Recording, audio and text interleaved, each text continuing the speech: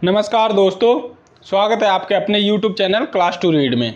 दोस्तों आज के इस टॉपिक में मॉडर्न हिस्ट्री का जो टॉपिक है वह है ईस्ट इंडिया कंपनी और बंगाल का नवाब, जिसमें हम देखेंगे कि ईस्ट इंडिया कंपनी जब भारत में आगमन करती है तो उसके बाद जो बंगाल के नवाब से उनका जो झगड़ा शुरू होता है वह किन किन कारणों से होता है और आगे चल कर के क्या परिणाम निकलते हैं। इसी कड़ी में हमने पिछली वीडियो में जो पढ़ा था वह था यूरोपीय कंपनियों का भारत में आगमन, और आज हम उससे आगे पढ़ने जा रहे हैं ईस्ट इंडिया कंपनी और बंगाल के नवाब। तो वीडियो के अंत तक बने रहेंगे और ईस्ट इंडिया कंपनी और बंगाल के नवाब से संबंधित जो भी थ्योरी पोर्शन होगा वह सभी हम इस वीडियो में कर लेंगे। उसके बाद देखेंगे कि इससे संबंधित कौन कौन से MCQ प्रश्न एग्जाम पेपर में पूछे गए हैं। तो चलिए शुरू करते हैं आज के टॉपिक से। टॉपिक है ईस्ट इंडिया कंपनी और बंगाल के नवाब। तो सबसे पहले देखते हैं, तो जब ईस्ट इंडिया कंपनी भारत में आ जाती है तो उसके बाद कैसे वह एक एक करके अपने क्षेत्रीय दुश्मनों को अपने अंडर में कंट्रोल में कर लेती है। तो उसी क्रम में देखते हैं कि किस तरह से बंगाल के नवाब पर ईस्ट इंडिया कंपनी अपना विजय प्राप्त करती है। तो सबसे पहले बंगाल के नवाब के बारे में पढ़ते हैं। तो मुग़ल जो सम्राट होता है, जब औरंगजेब की मृत्यु होती है 1707 ईस्वी के आसपास, 1707 ईस्वी में जब औरंगजेब की मृत्यु होती है वहाँ से मुग़ल सम्राट कमज़ोर होना शुरू होती है। उसी क्रम में मुग़ल सम्राट जो होता है उस समय 1700 ईस्वी के आसपास मुर्शीद कुली खान नाम के व्यक्ति को बंगाल का दीवान नियुक्त करती है। यही मुर्शीद कुली खान जो रहता है बंगाल का नवाब, वह अपनी राजधानी ढाका से मुर्शिदाबाद लेकर जाता है। मुर्शिदाबाद की बात करें तो पहले यह मकसूदाबाद नाम से मुर्शीद कुली खान ने ही बसाया था, उसको उस नगर का नाम बाद में परिवर्तन करके मुर्शिदाबाद रख देता है। तो ये ध्यान रखेंगे कि मुर्शीद कुली खान ने अपनी राजधानी को मकसूदाबाद से हटा करके मुर्शिदाबाद लेकर जाता है। उसके बाद देखते हैं, तो जब मुर्शीद कुली खां की 1727 ईस्वी में मृत्यु होती है तो उसकी जगह पे उसका गद्दी पे जो बैठता है उसका दामाद होता है जिसका नाम होता है सूजा। तो मुर्शीद कुली खां के मृत्यु के बाद उसका दामाद कुछ समय के लिए उसकी गद्दी पे बैठता है जिसका नाम होता है सूजा। उसके बाद जो सूजा होता है तो इसके बाद कुछ समय बाद मुर्शीद कुली खां का एक अयोग्य बेटा होता है जिसका नाम होता है सरफराज खान। यह गद्दी पर बैठता है, लेकिन सरफराज खान का तख्ता पलट करके अलीवर्दी खान सत्ता को अपने हाथ में ले लेता है। इसके बाद देखते हैं अलीवर्दी खां। तो अलीवर्दी खां के बारे में सबसे पहले, यह 1740 से 1756 ईस्वी तक गद्दी पर बैठता है, जिसमें इसने मुर्शीद कुली खां का बेटा जो होता है सरफराज खान, उसको हटा करके सत्ता प्राप्त करता है। और इसने यूरोपीय के बारे में एक बात कहा था कि यूरोपियन जो है उसकी तुलना जो की थी अलीवर्दी खान ने मधुमक्खियों से की थी, और इसके बारे में कहा था कि यदि उन्हें ना छेड़ा जाए तो वह शहद देंगे और यदि छेड़ा जाए तो वह काट काट कर मार डालेंगे। अलीवर्दी खान ने ये कथन यूरोपियन कंपनियों के बारे में, यूरोपियन लोगों के बारे में कहा था। इसी क्रम में आगे देखते हैं बंगाल के नवाब में। तो सबसे पहले ध्यान रखेंगे कि मुर्शीद कुली खां बैठता है, उसके बाद उसका दामाद सूजा, उसके बाद उसका बेटा कुछ समय के लिए बैठता है जिसका नाम होता है सरफराज खान, और सरफराज खान के बाद बैठता है अलीवर्दी खान। अब अलीवर्दी खान जब 1756 ईस्वी तक बैठता है उसके बाद उसकी मृत्यु हो जाती है। तो मृत्यु होने के बाद अलीवर्दी खां की जब मृत्यु होती है तो इसके पास कोई बेटा नहीं होता है खुद का, तो इसकी 3 बेटियां होती हैं। उन्हीं तीनों बेटियों में से सबसे छोटी बेटी का जो लड़का होता है जिसका नाम होता है सिराजुद्दौला, वही बंगाल की गद्दी पर बैठता है। तो ये ध्यान रखेंगे कि अलीवर्दी खान के बाद जो गद्दी पर बैठता है वह सिराजुद्दौला बैठता है। अब जब सिराजुद्दौला बैठता है तो इसकी अंग्रेज़ों से अनबन शुरू हो जाती है। और अनबन क्यों शुरू होती है? तो कारण होता है कि जो दस्तक पास मिलता है अंग्रेज़ों को उसका दुरुपयोग बहुत बड़े स्तर पर अंग्रेज लोग कर रहे होते हैं और उससे मनमाने तरीके से कर वगैरह वसूला करते थे अंग्रेज। इन्हीं सब कारणों से सिराजुद्दौला नाराज होता है और यही सब कमियों को दूर करने के लिए अंग्रेज़ों को बोलता है। साथ ही साथ में अंग्रेज़ जो हैं वह किलेबंदी करना शुरू करते हैं सिराजुद्दौला के क्षेत्र में, जो कि सिराजुद्दौला को पसंद नहीं आता है। और सिराजुद्दौला ने जब अंग्रेज़ों को मना करता है कि किलेबंदी ना करे तो अंग्रेज़ यह करने से मना कर देता है। इन्हीं सब कारणों से सिराजुद्दौला अंग्रेज़ों ने जो किलेबंदी करके फोर्ट विलियम बनाया था, उस फोर्ट विलियम पर सिराजुद्दौला जो है वह 20 जून 1756 ईस्वी को उस पर कब्जा कर लेता है और वहाँ से अंग्रेज़ों को भगा देता है। जब अंग्रेज़ वहाँ से भागते हैं तो फुल्टा नामक एक द्वीप होता है, वहीं पर अंग्रेज़ जाकर के कुछ टाइम के लिए शरण लेते हैं। लेकिन इसके बाद सिराजुद्दौला जो है वहाँ फुल्टा द्वीप पर एक कमरा होता है जिसकी लंबाई चौड़ाई होती है 18 फीट लंबाई और चौड़ाई होती है 14 फीट के आसपास। उस एक छोटे से कमरे में 146 अंग्रेज़ों को सिराजुद्दौला द्वारा बंद करवा दिया जाता है, जिसके कारण वहाँ एक ही कमरे में इतने लोगों को बंद करने के कारण सफोकेशन होता है और उसमें से मात्र केवल 23 व्यक्ति ही बच करके निकल पाते हैं। और इसी घटना को इतिहास में ब्लैक होल की घटना के नाम से जाना जाता है। तो ये ध्यान रखेंगे कि 20 जून 1756 की यह घटना है जिसे ब्लैक होल की घटना कहा जाता है और उस समय गद्दी पर बैठा हुआ था सिराजुद्दौला। आगे देखते हैं तो ब्लैक होल की जब घटना घटती है जो कि तो जब यह ब्लैक होल की घटना घटित होती है उसके बाद अंग्रेज लोग कहीं ना कहीं इसके बदला लेने के फिराक में रहते हैं। इन्हीं सब के बाद 23 जून 1757 ईस्वी को सिराजुद्दौला और अंग्रेज की तरफ से रॉबर्ट क्लाइव होते हैं, वह उन दोनों की सेना प्लासी नामक जगह पर युद्ध होता है जिसे प्लासी का युद्ध कहा जाता है।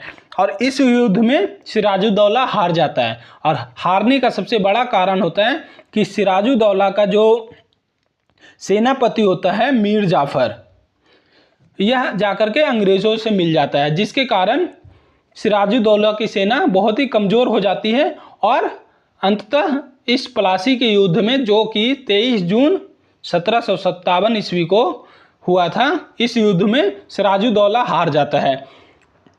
जब सिराजुद्दौला हार जाता है तो अंग्रेज़ों द्वारा सेनापति जो होता है उसका मीर जाफर को गद्दी पर बैठा देता है और मीर जाफर जब बैठता है तो उसके कुछ समय बाद ही अंग्रेज़ों द्वारा मीर जाफर को हटा करके मीर कासिम को 1760 से 63 ईस्वी तक उसकी जगह पर बैठाता है।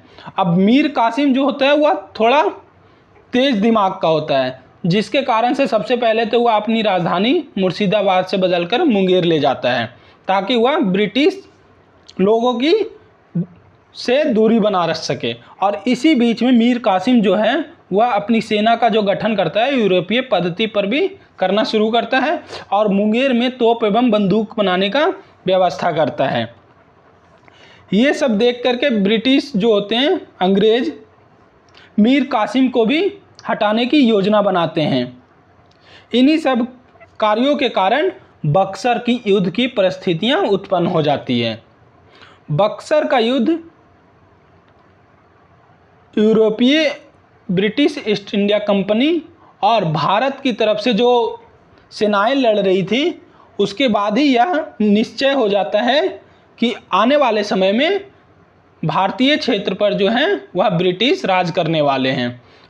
क्योंकि जहां देखते हैं 22 अक्टूबर 1764 ईस्वी को जब बक्सर का युद्ध लड़ा जाता है तो एक तरफ जहां केवल ब्रिटिश की सेना थी वहीं दूसरी तरफ एक तो मीर कासिम था, उसके साथ ही साथ में नवाब शुजाउद्दौला, अवध का नवाब जो था शुजाउद्दौला, वह भी मीर कासिम के साथ में था।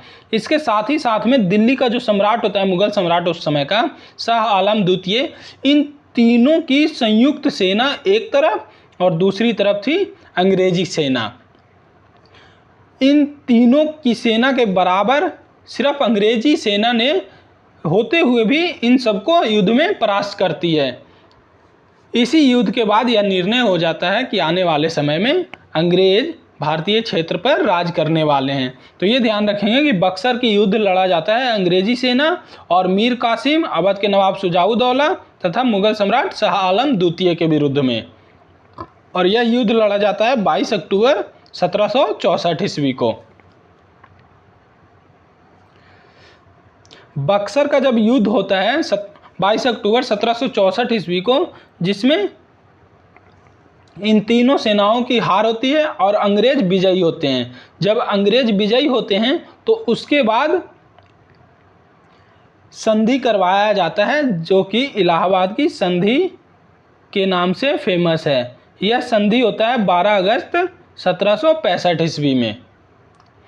इस संधि के तहत जो मुगल बादशाह होता है शाह आलम द्वितीय, वह कंपनी के संरक्षण में आ जाता है। और कंपनी में संरक्षण में आने के बाद शाह आलम द्वितीय जो उस समय मुगल सम्राट होता है, वह कंपनी को सबसे पहले तो बंगाल, बिहार और उड़ीसा का जो क्षेत्र होता है वहाँ से दीवानी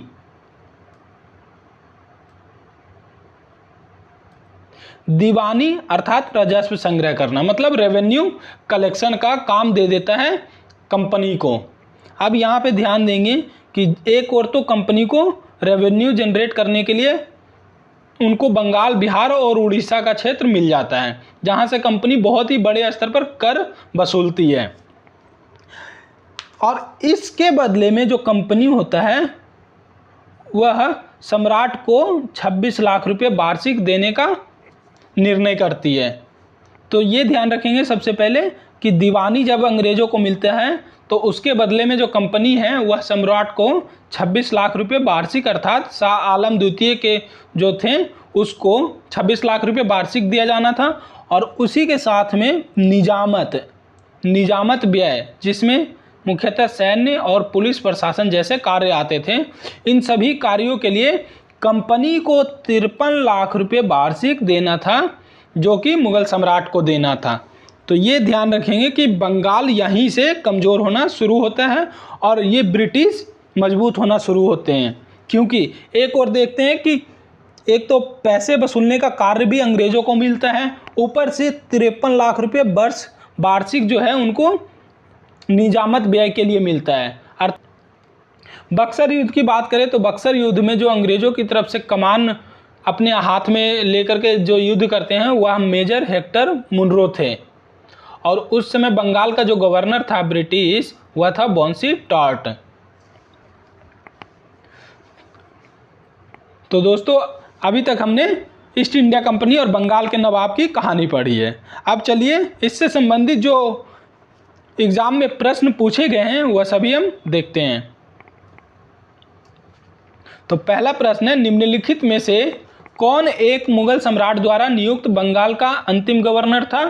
तो मुगल सम्राट जो अंतिम गवर्नर को नियुक्त करता है बंगाल का, वह होता है मुर्शीद कुली खान। आंसर हो जाएगा आपका मुर्शीद कुली खान बंगाल का अंतिम गवर्नर होता है, जो कि मुगल सम्राट द्वारा नियुक्त किया जाता है। नेक्स्ट है, निम्नलिखित में से कौन सा युद्ध था जिसने भारत में ब्रिटिश प्रभुत्व को प्रारंभ किया? तो यह युद्ध था पलासी का युद्ध। ऑप्शन हो जाएगा बी, पलासी का युद्ध जब होता है ब्रिटिश की सेना और सिराजुद्दौला, एक और ब्रिटिश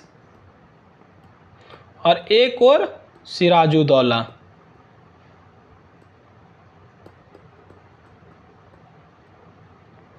जिसमें सिराजुद्दौला हार जाता है और ब्रिटिश की सेना जीतती है। इसी के बाद कहीं ना कहीं भारत में इनका प्रभुत्व शुरू होता है। तो सही आंसर हो जाएगा आपका पलासी के युद्ध में भारत में जो ब्रिटिश प्रभुत्व का प्रारंभ माना जाता है।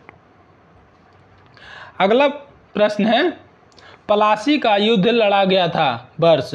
तो पलासी का युद्ध कब लड़ा गया था? तो यह लड़ा गया था 1757 में। ऑप्शन बी 1757 में प्लासी का युद्ध लड़ा गया था, प्लासी नामक जगह पे।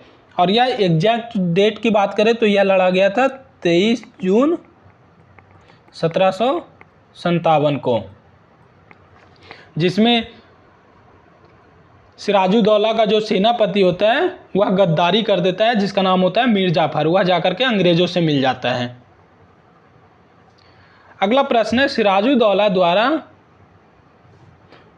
लॉर्ड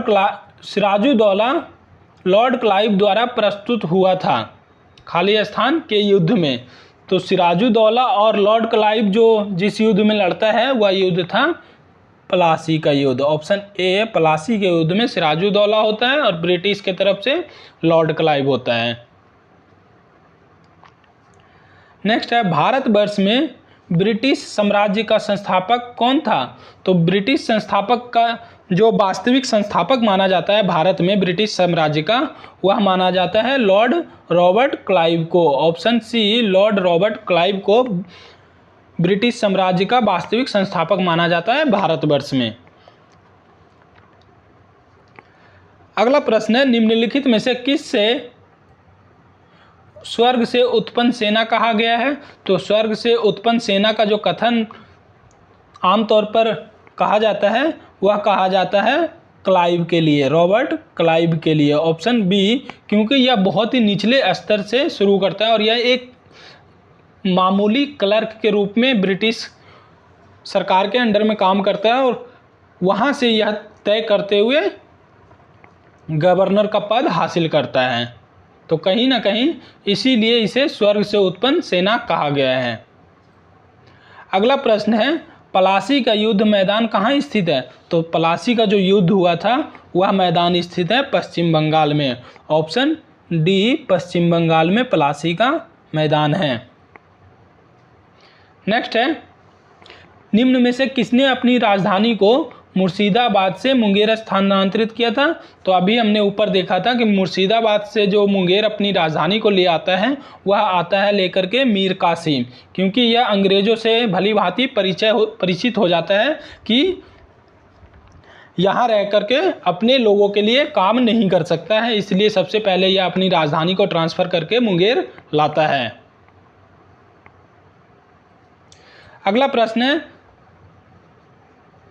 सबसे अधिक निर्णायक युद्ध जिसने अंग्रेजों के भारत में प्रभुत्व को संस्थापित किया था तो वह युद्ध है बक्सर का युद्ध। ऑप्शन ए, बक्सर का युद्ध जो होता है वह सबसे निर्णायक युद्ध माना जाता है अंग्रेजों के लिए, क्योंकि देखेंगे कि एक और जहां मात्र अंग्रेज की सेना थी वहीं दूसरी तरफ इनके विरुद्ध में जो था वो त्रिगुट अर्थात 3 गुटों की सेना जो था। एक तो आपका शाह आलम जो सम्राट था, मुगल सम्राट शाह आलम द्वितीय, अवध का नवाब और तीसरा था मीर कासिम। ये सभी तीनों सेनाओं की संयुक्त सेना एक तरफ से अंग्रेज के लिए लड़ रही थी, अंग्रेज के विरुद्ध।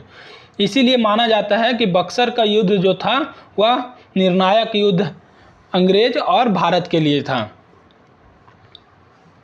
अगला प्रश्न है, बक्सर के युद्ध के समय दिल्ली का शासक कौन था? तो ये ध्यान रखेंगे कि जब बक्सर का युद्ध लड़ा जा रहा था जो कि 22 अक्टूबर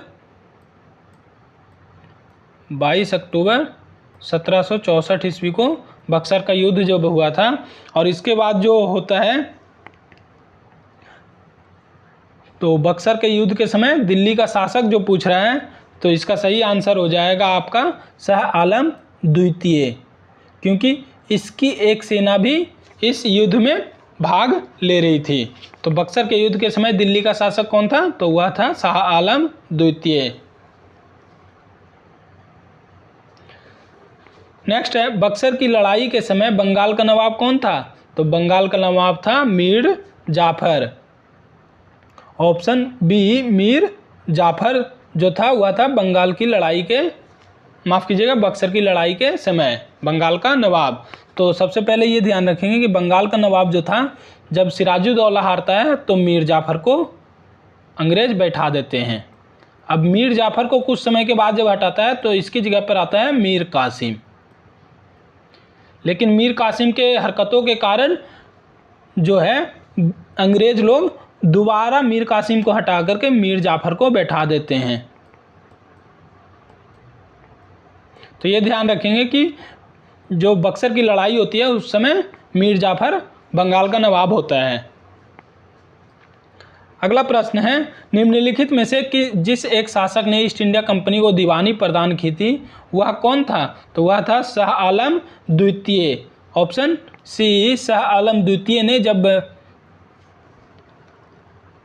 बक्सर की लड़ाई होती है और उसके बाद इलाहाबाद की संधि के तहत दीवानी प्रदान कर देता है, जो कि बंगाल,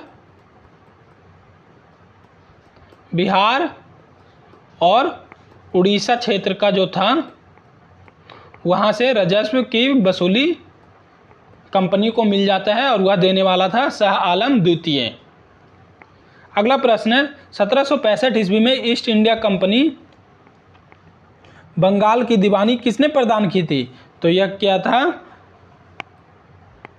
बी, मुगल सम्राट ने। शाह आलम द्वितीय जो होता है उस समय मुगल सम्राट।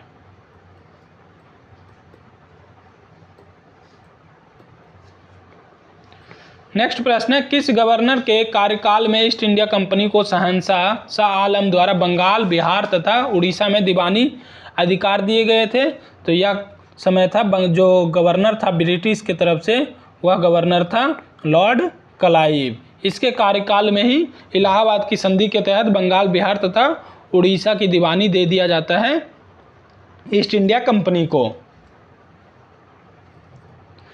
अगला प्रश्न है, सम्राट शाह आलम द्वितीय ने ईस्ट इंडिया कंपनी को बंगाल, बिहार तथा उड़ीसा की दीवानी प्रदान की थी। तो यह कब किया था?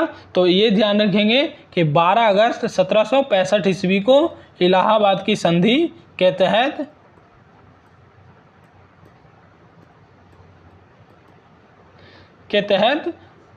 बिहार, उड़ीसा और बंगाल की दीवानी ईस्ट इंडिया कंपनी को सौंप दिया जाता है। अगला प्रश्न है, इलाहाबाद की संधि के बाद रॉबर्ट क्लाइव ने मुर्शिदाबाद का उप दीवान किसे बनाया था? तो उप दीवान बनाया था मोहम्मद रजा खान को। ऑप्शन ए, मोहम्मद रजा खान को मुर्शिदाबाद का उप दीवान नियुक्त किया जाता है रॉबर्ट क्लाइव द्वारा। नेक्स्ट है, 1765 ईस्वी में दीवानी प्रदान किए जाने के बाद ब्रिटिश सबसे पहले निम्नलिखित में से किस पर्वतीय जनजाति के संपर्क में आए थे? तो वह जनजाति थी खासी जनजाति के संपर्क में सबसे पहले आते हैं, जो आते हैं 1765 ईस्वी में दीवानी जब इनको मिल जाता है उसके बाद। नेक्स्ट है, अगला प्रश्न, 18वें शतक में अर्थात 18वीं शताब्दी में भारत में लड़े गए युद्ध का निम्नलिखित में से सही कालानुक्रम कौन से हैं? तो ऑप्शन के अनुसार हो जाएगा आपका अंबर का युद्ध सबसे पहले लड़ा जाता है, उसके बाद लड़ा जाता है प्लासी का युद्ध, उसके बाद आता है वांडीवास का युद्ध और अंत में बक्सर का युद्ध। तो ऑप्शन के अनुरूप हो जाएगा बी। इसके बाद देख लेते हैं कि अंबर का युद्ध। तो अंबर का युद्ध जो लड़ा जाता है सबसे पहले वह लड़ा जाता है 1749 ईस्वी को। उसी के बाद आपका प्लासी का युद्ध जो है ये तो अभी हमने देखा था 1757 को।